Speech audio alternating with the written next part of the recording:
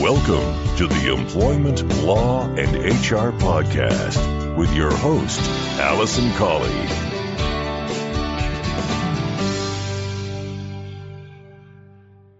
Hello and welcome to this episode 208 of the Employment Law and HR Podcast. I'm your host, Alison Colley. I'm an employment solicitor and HR specialist, and I run the firm Real Employment Law Advice, where together with my colleagues, we provide advice and assistance to both employers and employees throughout the UK. The aim of this podcast is to bring you updates on all things employment law and HR related, including updates on cases, best practice, and mini-series on a variety of topics.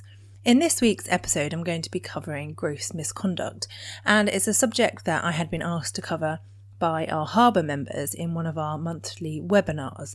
Now, if you're interested in having ongoing support and advice from an employment solicitor and specialist in HR, then why not get in touch for a no obligation quote? You could be on our monthly webinars, learning topics and keeping up to date on the law and HR, as well as having that support on an ongoing basis for a very reasonable price. If you'd like any further information, you can email me. My email address is alison@realemploymentlawadvice.co.uk. So without further ado, I'm going to get into this week's featured content.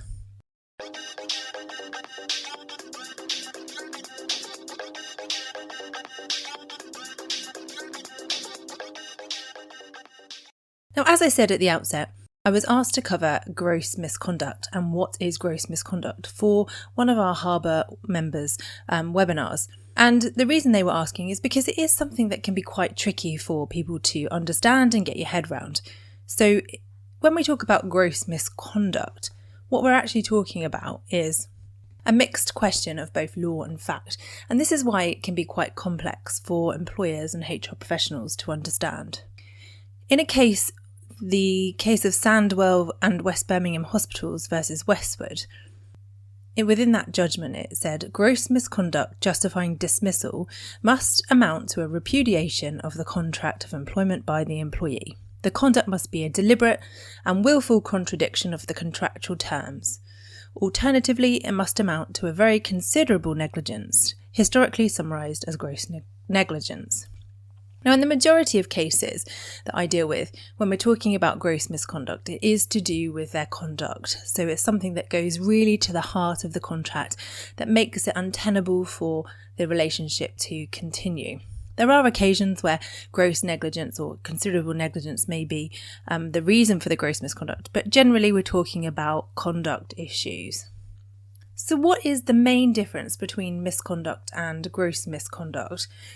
Well, from a legal standpoint, it's that a dismissal for ordinary misconduct is normally paid with notice. So you normally pay notice in full or payment in lieu.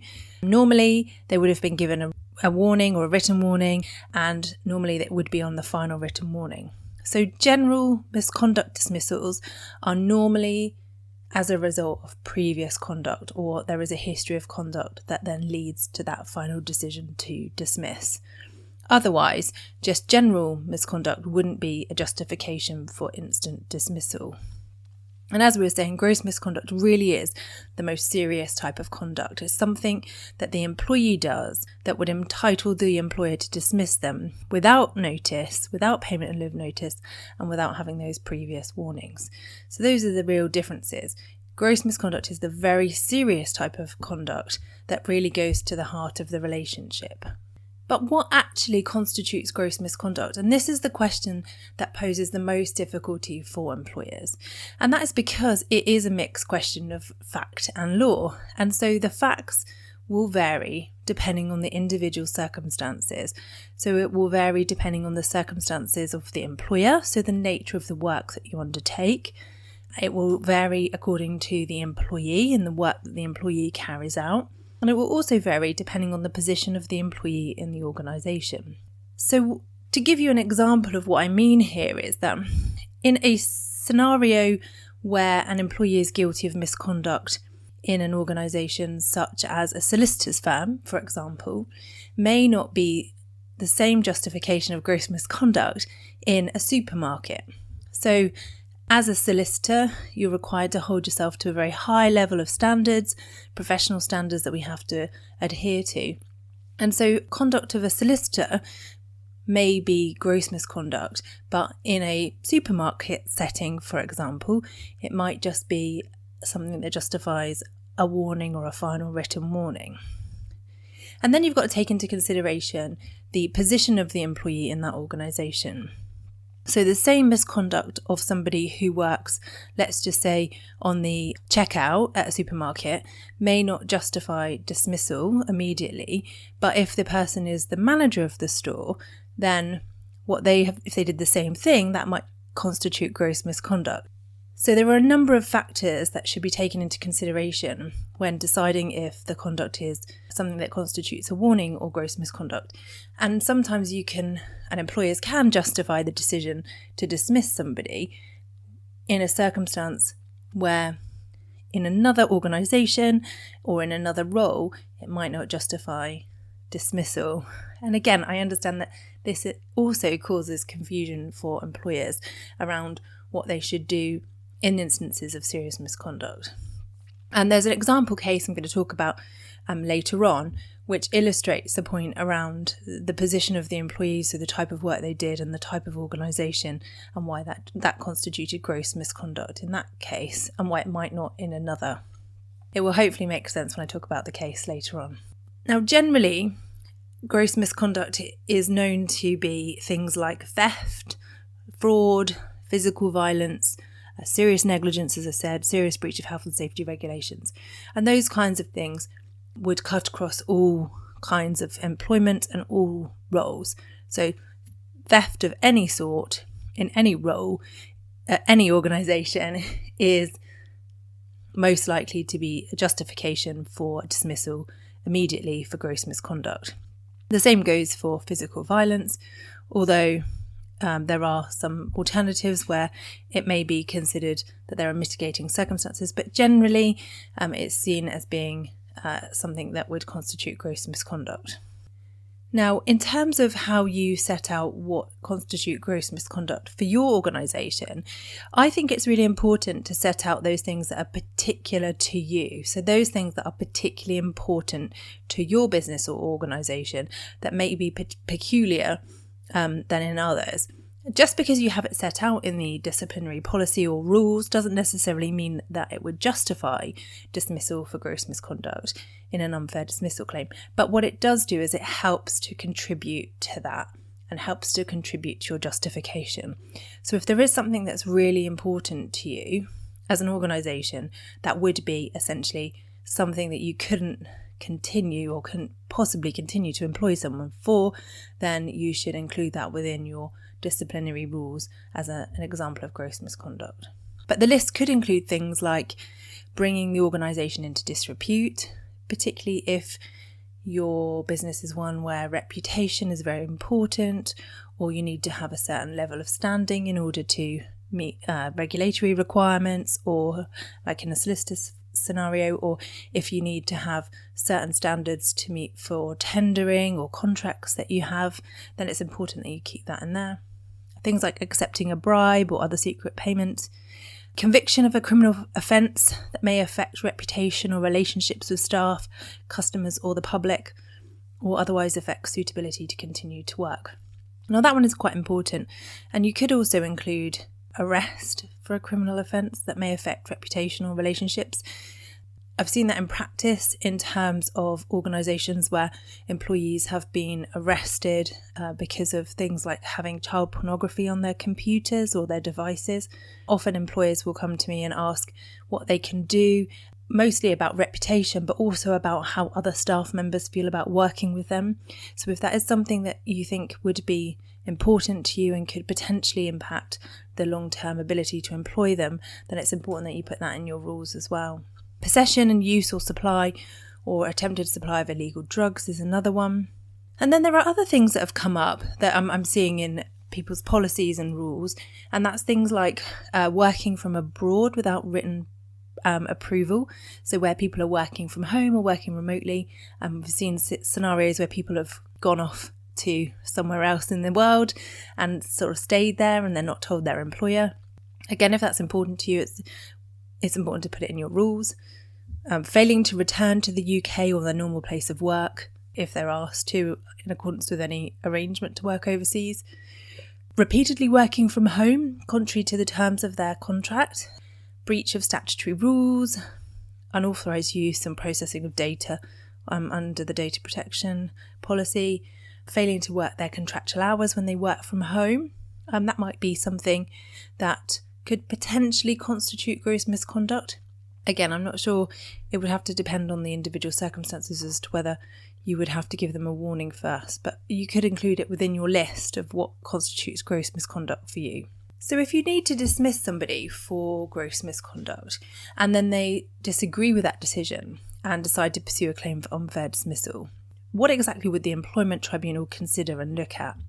Well, it's the same rules in relation to the test for establishing if it's a fair reason for dismissal as it would be for a normal conduct dismissal. But in some ways there is a higher threshold to get over if you dismiss someone for gross misconduct without previous warnings. So in conduct cases, when the Employment Tribunal consider whether or not the dismissal was reasonable, they must have regard to whether at the time you as the employer A, genuinely believed that the employee was guilty of the misconduct, so you must genuinely believe they have done it. B, you had reasonable grounds on which to base that belief. So it's not just sufficient to say, well, I know they did it or I had a hunch. You need to have some genuine basis for that belief. And at the time that you make that decision, you've carried out as much investigation as was reasonable in the circumstances. And those 3 points there are known as the Birchall test. So it's from a leading case called British Home Stores Limited versus Birchall from 1978. And that's sort of the foundation for considering whether a dismissal was reasonable or not in an unfair dismissal case.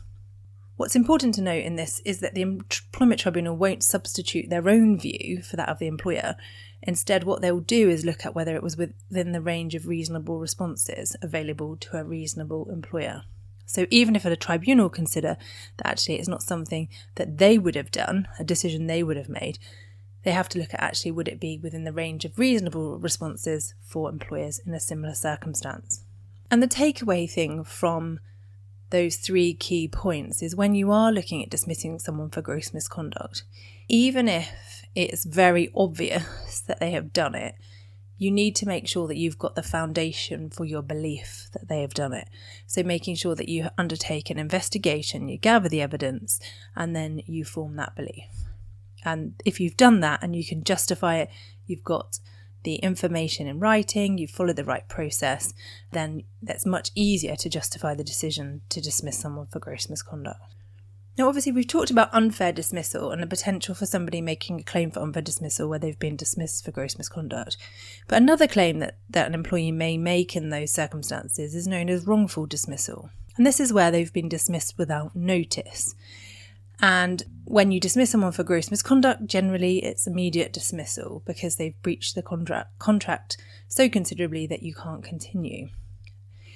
So if somebody makes a claim for wrongful dismissal, again, what's quite confusing for employers is understanding that the test that the Employment Tribunal will apply in a wrongful dismissal case is different to that in an unfair dismissal case. So in a wrongful dismissal case, the tribunal must be satisfied that on the balance of probabilities that there was an actual repudiation of the contract by the employee. It's not enough as an employer to prove you had a reasonable belief, as with the unfair dismissal test. You have to have been able to show that there was an actual breach. They actually did what you're alleging on the balance of probabilities, so more likely than not. And as I said, this is a very different standard to that with an unfair dismissal. And sometimes, again, it can seem quite unfair for employers when they're looking at this to say, well, how can it not be unfair dismissal to dismiss them, but it can be wrongful? Why do I have to pay the notice? So the essential thing is whether the employee was actually in breach of the contract to the extent that their conduct would be regarded as repudiatory. Not whether or not you reasonably believed it. And it is a factual question. So whether they are guilty of the conduct that's so serious as to amount to a breach of contract is down to the facts of the situation. And I'll give some examples of where this applies shortly, but it may be that you are able to convince the employment tribunal that you genuinely believe that this person had been guilty of the misconduct, that you had reasonable grounds, you've done an investigation, and therefore the tribunal is satisfied in relation to the unfair dismissal claim. But they actually look at it and think, well, there isn't sufficient evidence to show that the employee did what was alleged on the balance of probabilities, and therefore they're entitled to notice pay. One way to get around this potential issue arising in a real life situation is where you are dismissing someone for gross misconduct. You can dismiss them immediately, and you may just say, well, we're going to pay you in lieu of your notice period as a gesture of goodwill, whilst we don't accept that we are acting in breach of your contract and that you have actually breached it yourself, and therefore we could dismiss you without notice. We're actually paying you in lieu of notice. Because often, in most cases, notice isn't that long. Maybe no more than 3 months is the kind of norm. There may be some circumstances where an employee's contract provides for much longer notice, in which case you'll need to consider that carefully. But, if you're only talking about a couple of weeks' pay, it may be worth paying them that in lieu of notice to avoid the situation where they do seek to bring a claim for wrongful dismissal and the costs and hassle involved with that. Now, when it comes to understanding areas of law which are particularly complicated or complex for employers to get their head around, I always think it's good to look at some example cases. So I did a quick search on the Employment Tribunal Judgments section for gross misconduct cases and came up with a couple of cases that I thought would be interesting to share with you. And you can find all the details on the Employment Tribunal Judgments online, which I will share in the show notes. But the first one is Mr. George versus Dorset Healthcare University NHS Foundation Trust, which is an employment tribunal claim from 2022. So Mr. George was a nurse who was dismissed for gross misconduct in relation to the provision of medication. His case was he claimed unfair dismissal plus discrimination, but in essence, his case was that he was treated more harshly than non-Indian employees would have been. And in the past, others who had been guilty of misconduct had been dealt with on an informal basis. There were a number of policies and procedures, as you'll imagine, in relation to an NHS trust, in relation to what constitute gross misconduct. And within that, it considered things like an act or admission that has the potential to place a child or vulnerable adult at risk. So as you'd expect, it was considered to be gross misconduct, and that was essentially the charge for which he was dismissed. They had placed someone at risk. Mr. George did not admit any of the charges that he was alleged, and there were various allegations about his conduct, which included things like sleeping at work, not observing medication, and not completing an incident report form. And he believed that he should have been given the chance to learn from his mistakes. And he obviously referred to the fact that others had been treated differently. Now, one thing to consider when you're dismissing someone for gross misconduct is how you have treated others. And going back to what I was saying earlier about the justification for different decisions, as long as you can justify that, so you could say, well, we dismissed this person for gross misconduct because they're in a more senior role, essentially they'd had more training, they should have known better than somebody more junior, for example. But in this case, Mr. George was saying that others had been treated more leniently. Now, the Employment Tribunal in this case accepted that the employer genuinely believed, on reasonable grounds, after a reasonable investigation, that Mr. George had committed acts of gross misconduct. The decision maker reasonably believed that he had actually done what was alleged, and had good grounds for that belief. And they also believed that he wouldn't learn from his mistakes, and there was a lack of recognition of any wrongdoing. So in this case, I think what they said was the differentiation between Mr. George and other employees was that he had not learned from it. He wasn't showing any recognition of what he'd done being wrong. And that's quite an important point, and important for employees to know in relation to conduct cases, is that if there is the possibility that you did what is alleged, then there are times when it is worth conceding, yes, I did do it, and I am really sorry, and I understand why it's wrong, and I definitely won't do it again. Can you give me another chance? And I often advise people, if there is sufficient evidence and they did do what was alleged, to be conciliatory about it, to show that they have learnt from it, to show remorse, and to hopefully appeal to the employer's better nature to give them another chance. And maybe in this case, I don't know, but if Mr. George had done that, then the decision maker may have reached a different decision and perhaps given him a final written warning. What was interesting about this case, and it illustrates the point I was making earlier, is that in relation to his claim for wrongful dismissal, Mr. George was successful with his claim, as the tribunal considered that the employer was not able to prove on the balance of probabilities that Mr. George had been doing what was alleged, particularly in relation to being asleep on duty. The next case is Miss E. Greenaway Evans versus Countryside Properties UK Limited. Now, in this case, Miss Greenaway Evans had been employed for 21 years and was in a managerial position, so a long-serving employee in a senior role. The employer in this case relied on their harassment and bullying policy and proceeded to justify their decision to dismiss. And there were 4 discrete allegations made against Miss Greenaway Evans, which they held were gross misconduct and had referred to their harassment and bullying policy. And the crucial thing about this case was that the sources of these allegations had come from different places.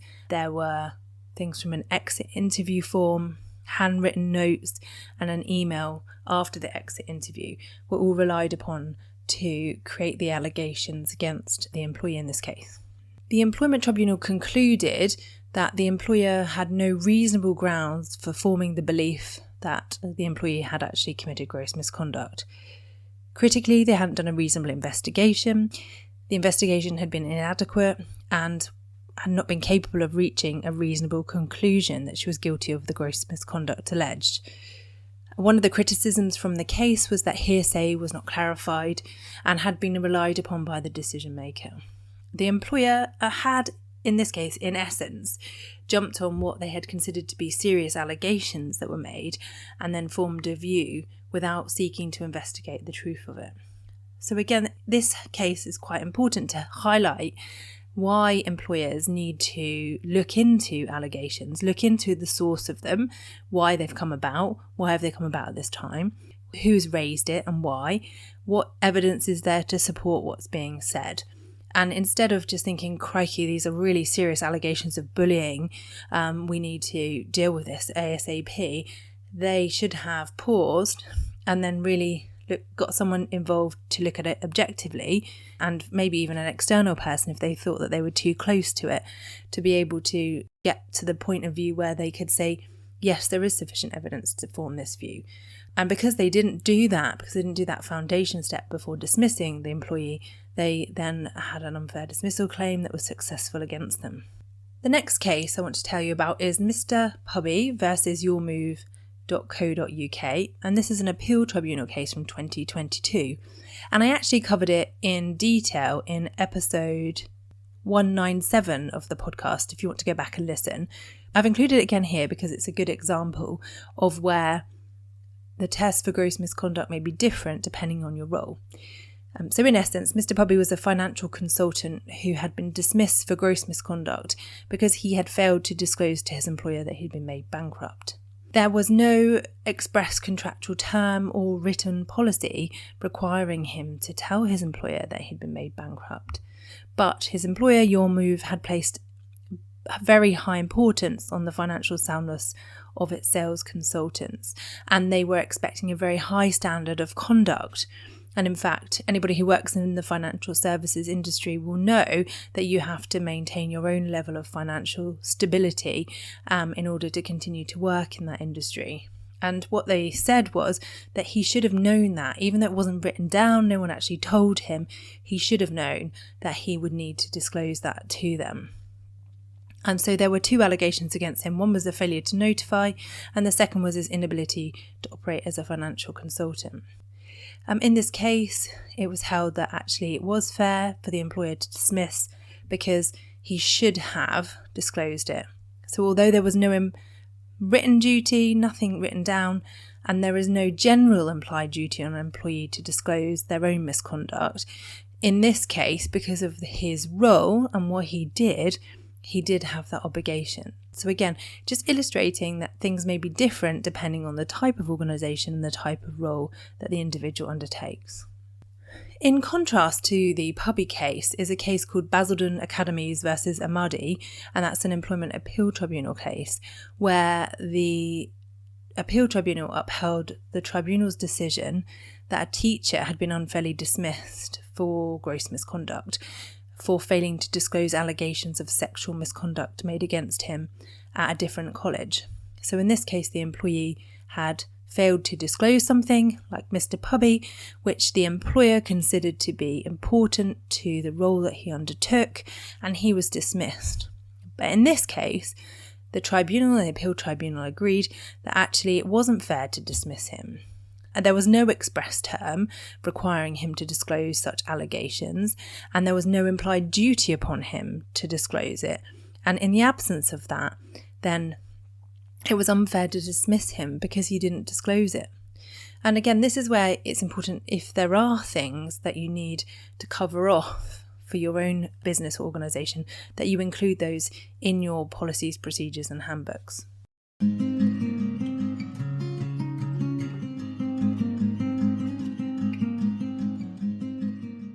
So to summarise, a couple of key points to take away from this in relation to gross misconduct. The first is that a fair and thorough investigation is crucial, even in cases of obvious and serious misconduct. So where an allegation is made, it might seem obvious that they've done it and it's very serious, it's still important to follow the same steps in the investigation as you would in any other case. The person who makes the decision to dismiss must genuinely believe that the person is guilty of that misconduct. And if you're the person who is the disciplinary chair, for example, and you're making the decision to dismiss someone, you have to make that decision knowing that at some point you could potentially be questioned by the employment tribunal and cross-examined on your decision making. So you really must have that belief, and you should make that decision based on your own genuine belief, not being influenced by others. Otherwise, again, that could undermine the decision and you could end up with an unfair dismissal case. If you think that this is something there could be a potential risk of a claim, so when you get the allegations or you start to explore it, actually you think this is quite tricky, it's potentially high risk of the employee making a claim, then it's important to seek some outside assistance with the investigation or the decision making. There are organisations that may be able to help you, such as my own. We often help in terms of undertaking investigations, looking at things objectively, or sometimes even making the decision on behalf of the employer following an internal investigation. So if you do need to outsource it, you can contact an organisation like my own and we'd be happy to help with that. The fourth thing is, even if you genuinely believe there is misconduct, if you're unable to prove on the balance of probabilities, so more likely than not, then it is best to pay notice pay. And as I was saying, you can cover that off by saying, we've reached the decision that what you've done is gross misconduct and we're giving you dismissal immediately. We don't have to pay you notice, but as a gesture of goodwill, we're going to pay you in lieu of your notice period. And so that will then wipe out any possibility of a wrongful dismissal claim if you have that worry or a risk that might come up. And then finally, again, setting the foundations, making sure you set very clear rules about what's important to you, what the conduct is that you expect of your employees, what you require them to disclose in terms of their own misconduct or conduct outside of work or in previous settings. And what's very important to you needs to be made very clear to the employees in order to help you justify any decision later on. So I hope you found that podcast useful and interesting in relation to gross misconduct. Hopefully you don't find yourself in a situation where you're dealing with too many allegations or issues of gross misconduct. But if you do and you want any support or help, then my team would be happy to help you. As I said, we can undertake the investigations, we can do the disciplinary meetings or appeals, or we can just guide you and your staff through the process, providing that advice that you may need. So if you have any questions or you'd like any advice and support, please don't hesitate to get in touch. You can contact me directly by email. My email is alison@realemploymentadvice.co.uk, or alternatively, you can call the office on 01983 897 003, and my lovely colleague Kathy would be happy to help you and to set you up with an appointment with one of the solicitors. Thank you so much for listening to the podcast. I really appreciate you taking the time to invest in listening, and if you have enjoyed the podcast and you like the content, then please do subscribe wherever you're listening, download, leave a review, leave a score, whatever platform you're listening on. If you can engage with the podcast, then it does help other people to find it, and obviously helps to boost the number of people who are listening. So thank you very much in advance, and I look forward to bringing you the podcast again in 2 weeks' time. Thanks again for listening. Just want to finalise by saying I wouldn't be a lawyer unless I had a legal disclaimer. So I must just say to you that the information in this podcast is for information only. It's general review and a general update. It's always necessary to get specific legal advice about your circumstances. So please don't rely on anything that you've heard in this podcast. But please do feel free to contact me if you'd like further information or specific advice.